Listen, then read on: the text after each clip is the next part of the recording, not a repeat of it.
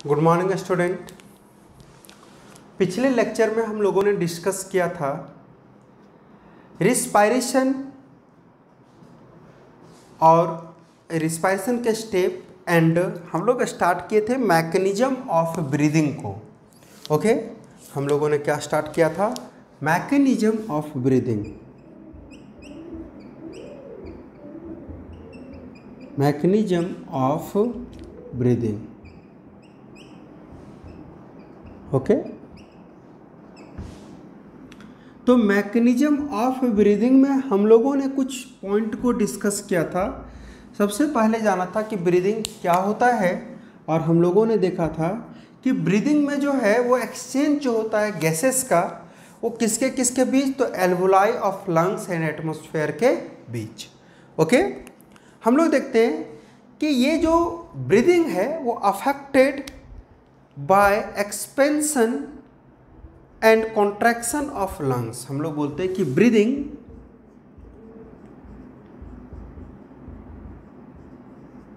Affected by, कैसे ये affect हो सकता है? तो affected by expansion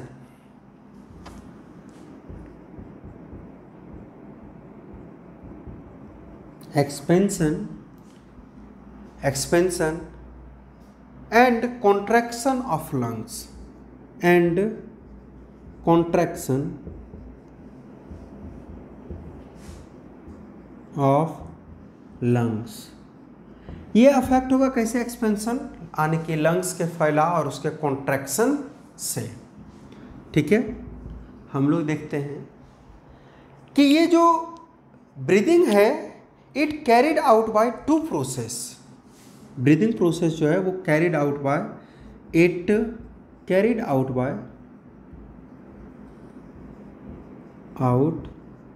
by two process. ये जो है वो दो प्रोसेस से कैरिड आउट होता है।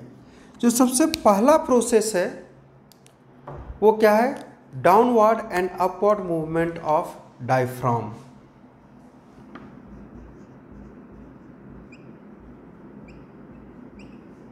And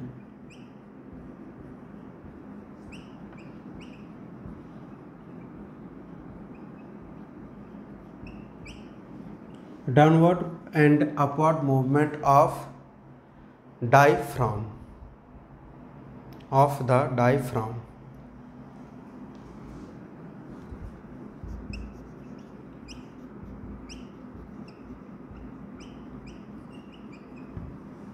diaphragm. ओके, और दूसरा जो है वो क्या है? Elevation and depression of rib. दूसरा जो प्रोसेस है वो क्या है?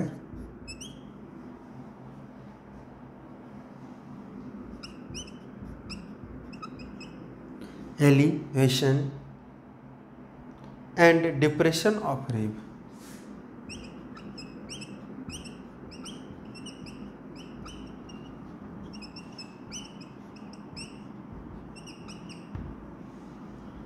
Elevation and depression of ribs, ये दूसरा प्रोसेस है। Downward and upward movement of diaphragm क्या होता है कि जब हम लोग सांस लेते हैं तो डायफ्राम फ्लैट हो जाता है, क्योंकि सांस जब भरता है तो डायफ्राम क्या हो जाएगा? फ्लैट। और जहाँ सांस जब हम लोग छोड़ते हैं तो डायफ्राम जो है वो अपवर्ड की ओर जाता है। वही है कि downward and upward movement of diaphragm. और दूसरा elevation and depression of ribs. जब हम लोग सांस लेते हैं तो रिब्स जो हमारा है, यानी रिब्स किसको बोलते हैं? चेस्ट बोन को बोलते हैं, जो ऊपर की ओर जाता है, और जब हम लोग सांस छोड़ते हैं तो ये रिलैक्स करता है। यही दो प्रोसेस में जो है वो ब्रीदिंग प्रोसेस होता है। हम लोग देखते हैं कि मसल्स जो है इसमें इन्वॉल्व होता है। ठीक है, ये तो हम लोग समझ गए कि ब्रीदिंग अफेक्टेड होता है expansion and construction of lungs से।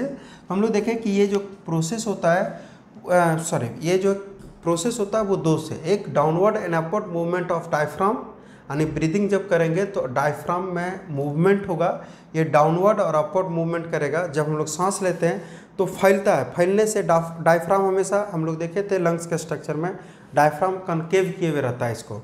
तो जब सांस लेंगे सरफेस एरिया बढ़ेगा, सरफेस एरिया बढ़ेगा तो ये फ्लैट हो जाएगा, ठीक है। और जब सांस छोड़ेंगे तो ये रिलैक्स होगा, तो फिर ये जो है वो ऊपर की ओर आ जाएगा। तो डाउनवर्ड अपवर्ड ये मूवमेंट करता है। दूसरा है elevation and depression of ribs. Ribs भी हमारा जो है वो आगे पीछे होता है। ये दो प्रोसेस में ब्रीदिंग होता है। अब हम लोग देखेंगे कि ये ब्रीदिंग में कौन कौन से मसल्स इन्वॉल्व होते हैं, ठीक है।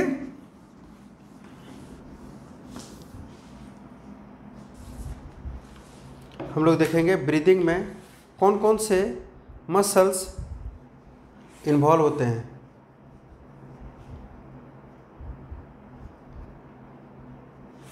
तो हम लोग देखते हैं, चलिए। Muscles involve in this work,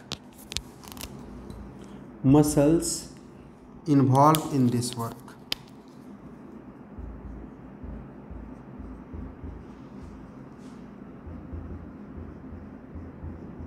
Involved in this work, muscles involve in this work. कौन कौन से मसल्स जो है वो इन्वॉल्व होते हैं इस वर्क में। तो हम लोग देखते हैं कि डायफ्राम मसल्स एंड पेरेनिक मसल्स, पहला जो है हम लोग लिखते हैं कि ब्रीदिंग या mechanism of breathing, mechanism of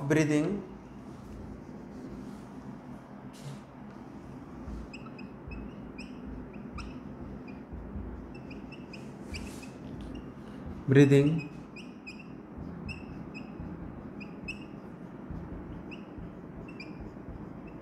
involves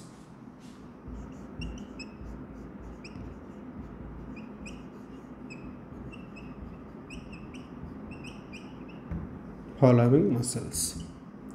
okay, ये इन्वॉल्व करता है फॉलोइंग मसल्स को। सबसे जो पहला मसल्स है उसका नाम है डायफ्राम मसल्स। क्या बोलते हैं इसको? Diaphragm muscles.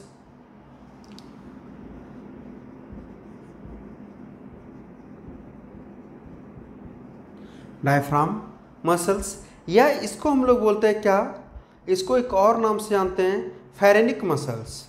ओके, क्या बोलते हैं? फेरेनिक मसल्स और मसल्स, ठीक है।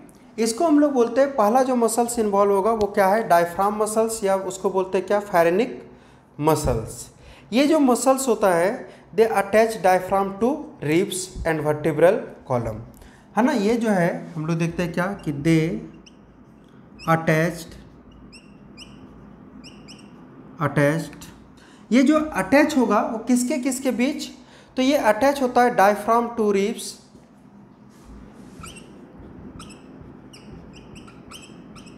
Diaphragm to ribs and vertebral column,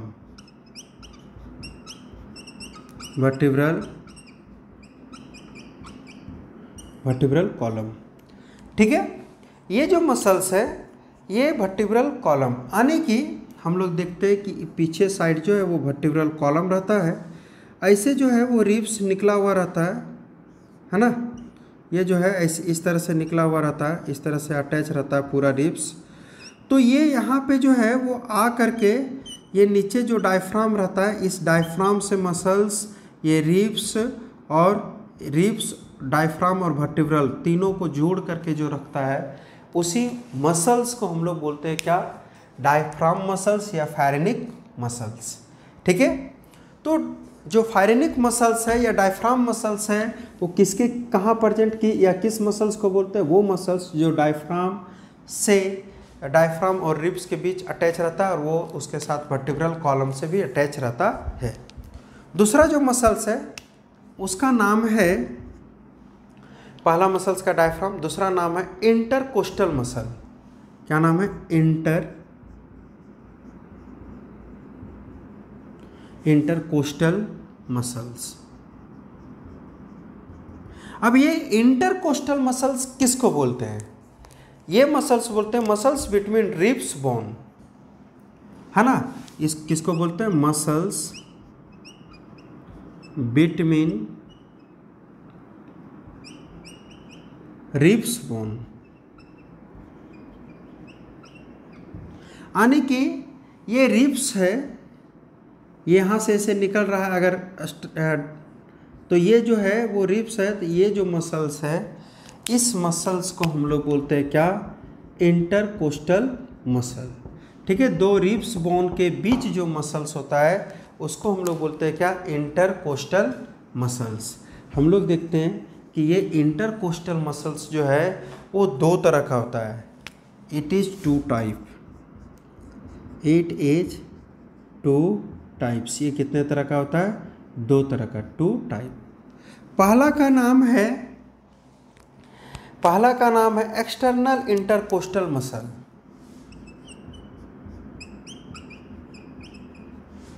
external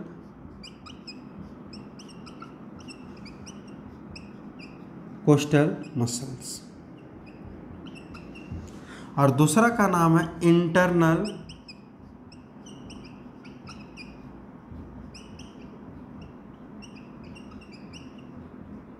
coastal muscle. ठीक है, एक्सटर्नल इंटरकोस्टल मसल्स किसको बोलेंगे? रिब्स बोन के बाहर से जो दिखेगा हम लोगों को, रिब्स बोन के बाहर से जो रहेगा उसको बोलते हैं क्या? एक्सटर्नल। और अंदर साइड से जो रहेगा उसको बोलेंगे क्या? इंटरनल। ठीक है, तो ये हम लोग देखें कि इंटरकोस्टल मसल्स रिब्स बोन में जो रहता है उसको बोलते हैं। और ये जो है वो कितने तरह का होता है? दो तरह का होता है, एक्सटर्नल और internal. Okay, external intercostal muscles and internal intercostal muscles. ठीक है, उसके बाद तीसरा जो होता है उसका नाम है एब्डोमिनल मसल्स। ठीक है, कौन कौन से मसल्स इन्वॉल्व हुए? तो थर्ड जो है उसका नाम क्या है? Abdominal muscles.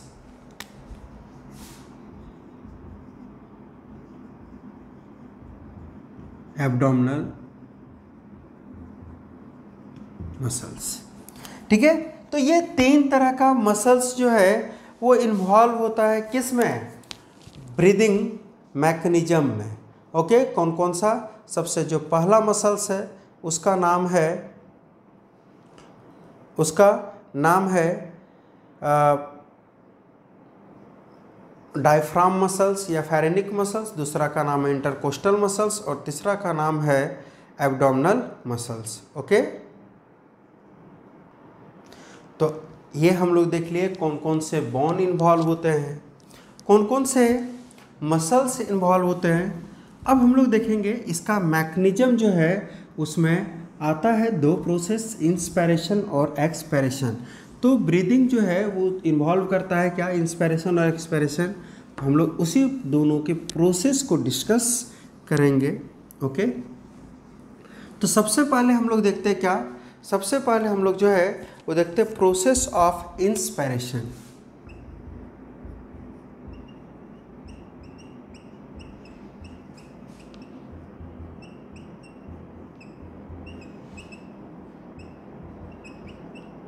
Process of inspiration क्या प्रोसेस है इंस्पिरेशन का? इंस्पिरेशन इक्वल टू क्या? Inflow of air.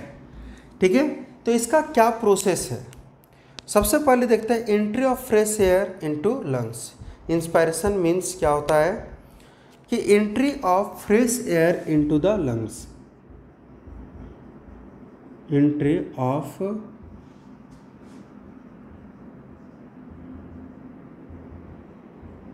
Into the lungs. ठीक है, entry of fresh air into the lungs. दूसरा, ये जो प्रोसेस है वो क्या है? इंस्पिरेशन में एंट्री है किसका? फ्रेश एयर का इनटू द लंग्स।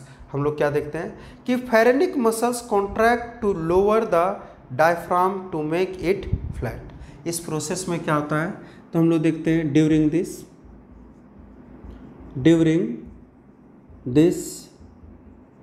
क्या हो जाएगा, phrenic muscles. Okay,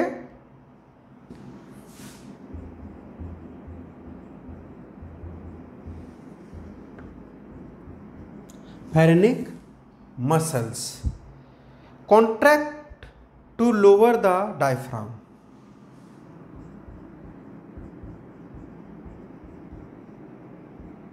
to lower the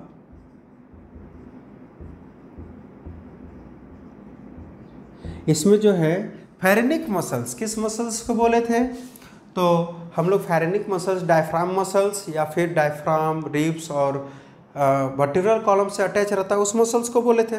तो उसमें कॉन्ट्रैक्शन होगा और वो क्या करेगा, जो डायफ्राम है उसको क्या कर देगा, कॉन्ट्रैक्ट करके लोअर कर देगा, नीचे कर देगा, फ्लैट कर देगा। ठीक है, ऐसे क्या होता है, increase in volume of thoracic cavity. इसके कारण से क्या होता है कि इंक्रीज कर जाता है, increase in volume of thoracic cavity, increase in volume of thoracic cavity. Thoracic cavity का जो है वो एरिया बढ़ जाता है। सबसे पहला काम ये हुआ। ठीक है, अब हम लोग क्या देखते हैं कि स्टेप इन्वॉल्व हुआ इसमें। जो सबसे पहला काम हुआ वो क्या हुआ कि थोरेसिक कैविटी जो है उसका सरफेस एरिया बढ़ गया। अब सरफेस एरिया जब इसका बढ़ जाएगा तो यहाँ पे एयर का कंसंट्रेशन क्या हो जाएगा, ऑटोमेटिकली बढ़ जाएगा। ओके, तो इसके बाद क्या होता है वो हम लोग देखते हैं। ओके, तो हम लोग देखते हैं कॉन्ट्रैक्शन ऑफ एक्सटर्नल। देखिए ये तो हमारा क्या हुआ, मसल कॉन्ट्रैक्ट किया। अब हम लोग क्या देखते हैं, नेक्स्ट पॉइंट हम लोग देखते हैं कि contraction of external intercostal muscles, contraction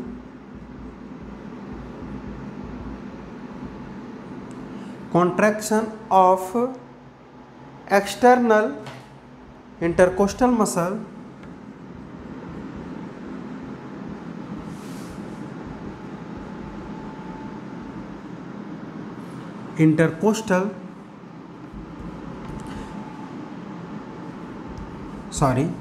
external intercostal muscle, एक साथ होगा।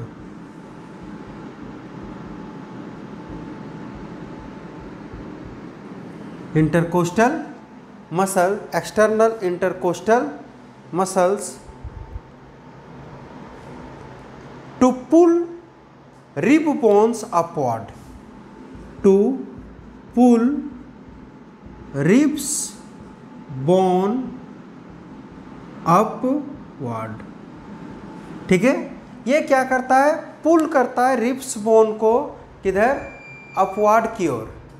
ठीक है, pulls rib bone upward and outward, उसको हम लोग बोल सकते हैं upward and outward, outward.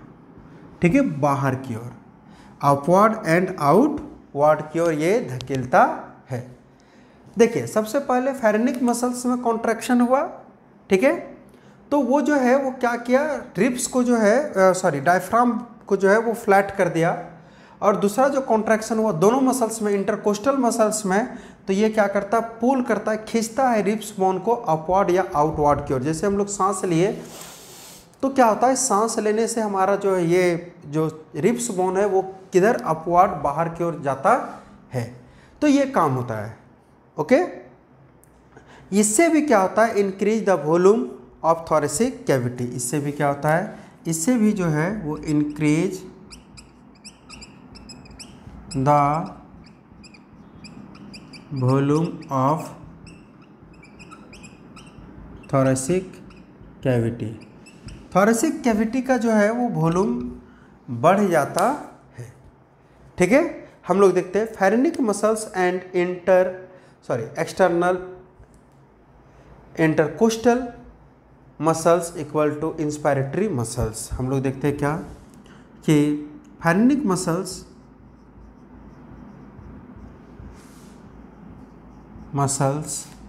Plus external intercostal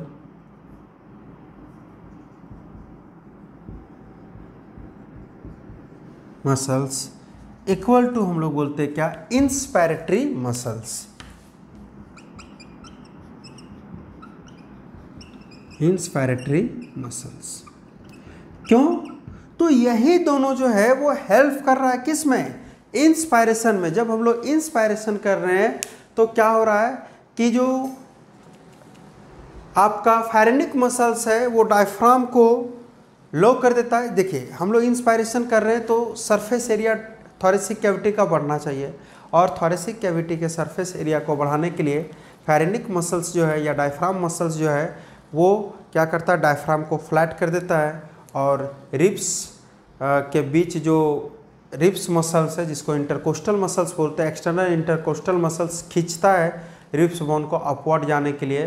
तो उससे जो है क्या होता है, सरफेस एरिया जो है वो बढ़ जाता है। ठीक है, हम लोग देते हैं due to increase in volume of thoracic cavity air pressure in the lungs decrease. Okay, हम लोग देखते हैं क्या कि ड्यू टू, इसको मिटा के ऊपर लिखते हैं,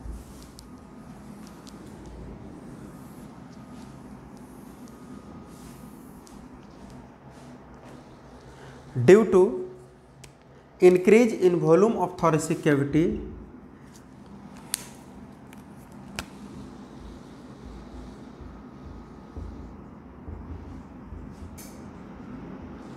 increase in volume of thoracic cavity, increase in volume of thoracic cavity, air pressure in the lungs, air pressure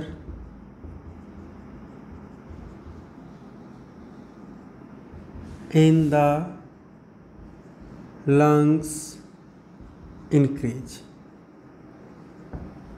क्या हो जाएगा, इंक्रीज कर जाएगा प्रेशर एयर का। Okay, air flow rapidly into the alveoli through nostril.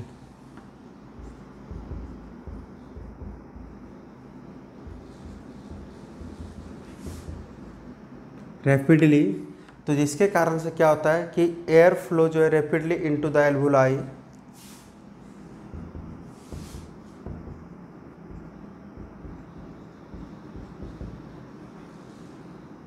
Alveoli, ठीक है, air flow rapidly into the alveoli through nostril.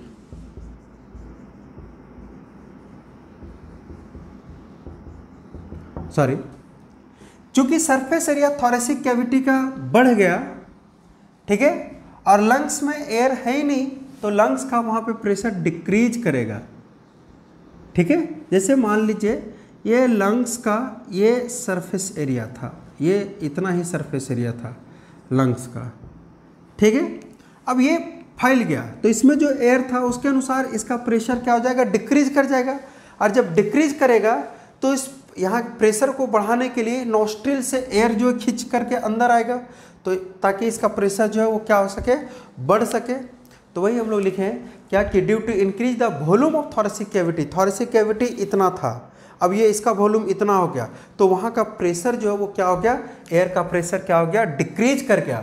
इसीलिए air का फ्लो रैपिडली होने लगता है, कहाँ से, एल्वुलाई के पास थ्रू द नॉस्ट्रिल। तो ये आपका जो है वो क्या है, इंस्पायरेशन का मतलब प्रोसेस है। हम लोग क्या देखें इंस्पायरेशन के प्रोसेस में कि इंस्पायरेशन का जो प्रोसेस है वो सबसे पहले कौन सा मसल्स, तो हम लोग देखें डायफ्रामिक मसल्स या फिर फेरेनिक मसल्स क्या करता है, इसमें जो है कॉन्ट्रैक्शन स्टार्ट होता है, और ये जो है वो क्या करता है, ये कॉन्ट्रैक्ट करके जो डायफ्राम है उसको फ्लैट कर देता है। डायफ्राम जब ऐसे जो रहता है इस तरह से उठा हुआ रहता है डायफ्राम, वो फ्लैट हो गया, सरफेस एरिया बढ़ जाता है। ठीक है, उसके साथ इंटरकोस्टल मसल्स भी पुल करता है, खिंचाता है, और वो भी जो है वो रिब्स बोन को अपवर्ड की ओर लेके जाता है। ओके, अपवर्ड की ओर लेके जाता है, जिसके कारण से वहाँ भी सरफेस एरिया क्या हो गया, इंक्रीज कर गया। अब सरफेस एरिया इंक्रीज कर गया तो लंग्स के अंदर जो एयर था उसको ज़्यादा स्पेस मिल गया, तो वहाँ का प्रेशर, एयर का प्रेशर क्या हो गया, डिक्रीज कर गया। अब नॉस्ट्रिल जो है वहाँ से बहुत रैपिडली जो है एयर खिंचाएगा, कहाँ तक, तो आपके लंग्स तक। अगर हम लोग देखें इंस्पायरेटरी के रूट चार्ट को देखें इसका, तो क्या है, सबसे पहला एटमॉस्फेयर,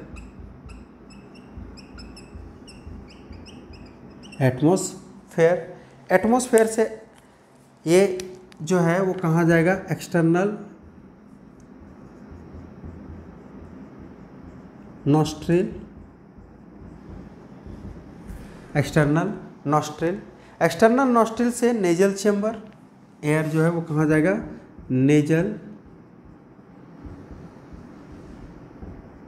नेजल चेम्बर से इंटरनल नैरिस। ओके, नेजल चेम्बर से कहाँ जाएगा, इंटरनल नैरिस,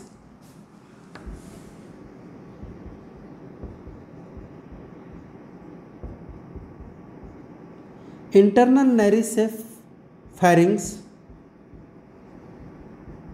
फेरिंग्स से लैरिंग्स,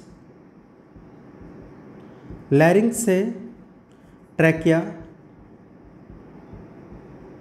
ट्रैकिया से ये जाएगा किसके पास, तो ट्रैकिया से ये जाएगा आपका ब्रोंकाई,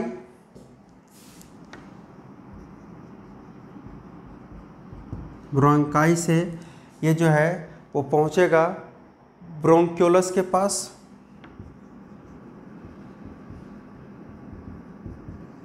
ब्रोंक्यूलस से जो है ये पहुंचेगा, ब्रोंक्यूलस से एल्वुलर डक्ट के पास,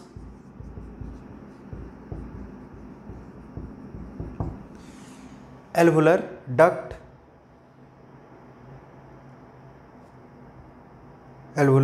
डक्ट, और एल्वुलर डक्ट से जो है ये एल्वुलाई, ये एल्वुलाई तक ही पहुंचना, इसी प्रोसेस को हम लोग ब्रीदिंग बोलते हैं।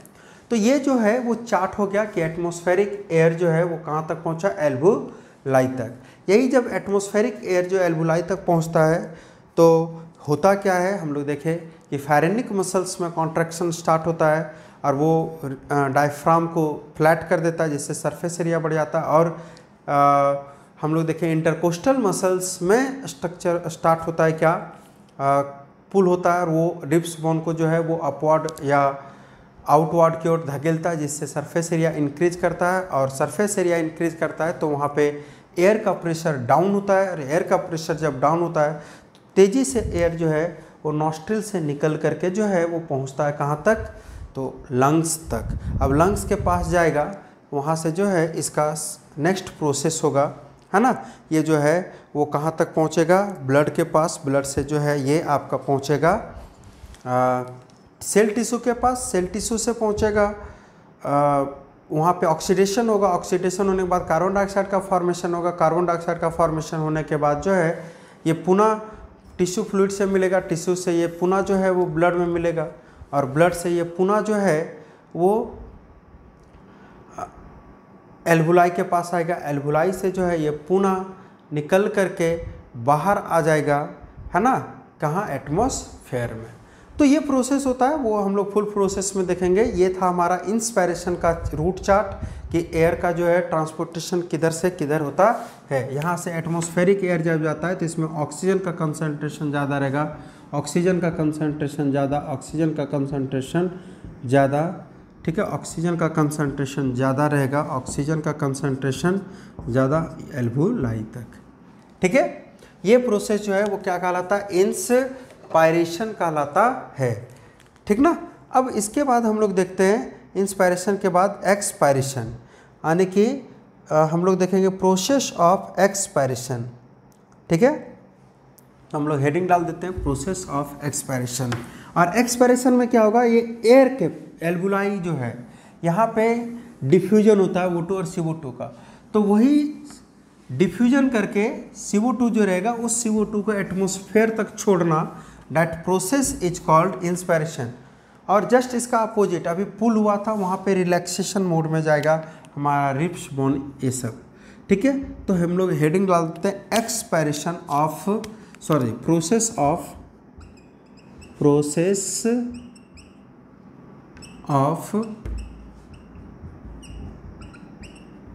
Expiration, process of expiration. Okay, तो प्रोसेस क्या है एक्सपायरेशन का? सबसे पहले एक्सपायरेशन को समझो आप लोग। एक्सपायरेशन मीन्स क्या कि आउटफ्लो ऑफ एयर। हम लोग पढ़े इसको, क्या लिखे? Outflow of air. इस प्रोसेस को हम लोग बोलते हैं क्या? एक्सपायरेशन। जहाँ पे एयर जो है वो बाहर आएगा। और ये एयर कहाँ से बाहर आएगा? तो हम लोग देखते हैं कि लंग्स जो है, इससे जो है ये आएगा कहाँ? एटमॉस्फेयर में। ठीक है, लंग से कहाँ आएगा? एटमॉस्फेयर में, एटमॉस्फेयर के पास। ठीक है, क्या आएगा? लंग से एटमॉस्फेयर के पास CO2 आता है, मैक्सिमम मात्रा उसका CO2 का आता है। इसी प्रोसेस को बोलते हैं क्या? एक्सपायरेशन। तो हम लोग अगले लेक्चर में इसी प्रोसेस को डिस्कस करेंगे, process of expiration. Okay, thank you.